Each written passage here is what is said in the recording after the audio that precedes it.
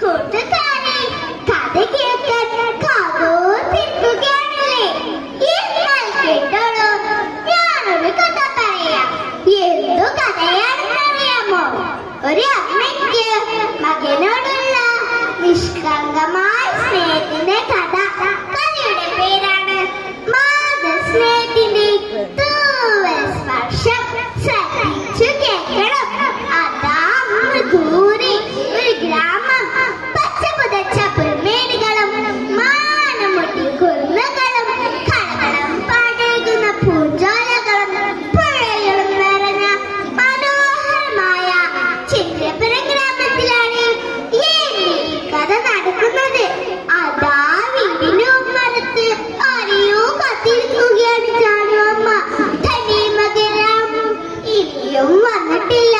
ജാനമ്മയുടെ മനസ്സിൽ പെട്ടെന്ന് പഴയ കാലത്തേക്ക് പാഞ്ഞു.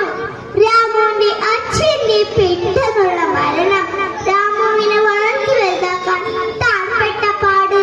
അവനെ പഠിപ്പിച്ചു വലിയവനാകണം എന്ന ചിന്ത മാത്രമേ അന്നുണ്ടായിരുന്നുള്ളൂ. എന്നാൽ ഇന്നും സാമാന്യം തരക്കേടില്ലാത്തൊരു ജോലി അവനുണ്ട്. കഷ്ടപ്പാടുകൾ തന്റെ കാലിന്റെ സ്വാധീന ശക്തി കുറച്ചെന്ന് മാത്രം. അമ്മേ അമ്മേ കേൾക്കാൻ കാത്തിരുന്ന തന്റെ മകന്റെ വിളി കാതിൽ പതിച്ചപ്പോൾ ജാനമ്മ ചിന്തയിൽ നിന്ന് പെട്ടെന്ന് ഞെട്ടുണർന്നു. മകൻ എത്തിയതും അവർ ഊന്നോട് ഉത്സാഹത്തോടെ മകന്റെ അടുത്ത് ചെന്നു. അമ്മേ, വേണമെങ്കിൽ നാളെ പട്ടണത്തിൽ പോയി അമ്മയുടെ കാലൊന്ന് കാണിക്കാം. അതിനു പുഴക്കക്കിരി എങ്ങനെ എത്തും മോനെ? എന്റെ കാല് കൊണ്ട് പറ്റില്ലല്ലോ. അതിന് ഞാനല്ലേ കൂടുള്ളത്. തന്നെ മകന്റെ വാക്കുകൾ അവരെ കോരി തടിപ്പിച്ചു. പിറ്റേന്ന് അതിരാവിലെ അവർ പുറപ്പെട്ടു. മകനോടൊപ്പം ഊന്നുവടിയുമായി അമ്മയും നടന്നു. മരപ്പാലം കടക്കണം. വളരെ ബുദ്ധിമുട്ടി. മരപ്പാലത്തിൽ കയറിയതും കാൽ തെറ്റിയതും ഒന്നിച്ചായിരുന്നു. രാമു പെട്ടെന്ന് ഇടകൈകൾ കൊണ്ട് അമ്മയെ ചേർത്ത് പിടിച്ചു.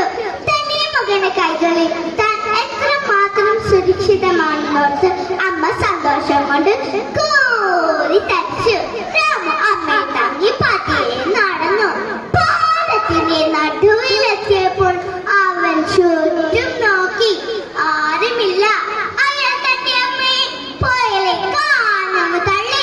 മോനെ അന്നലി പോയി ഒയ്ക്കിനോടൊപ്പം അലിഞ്ഞു ചേർന്നു.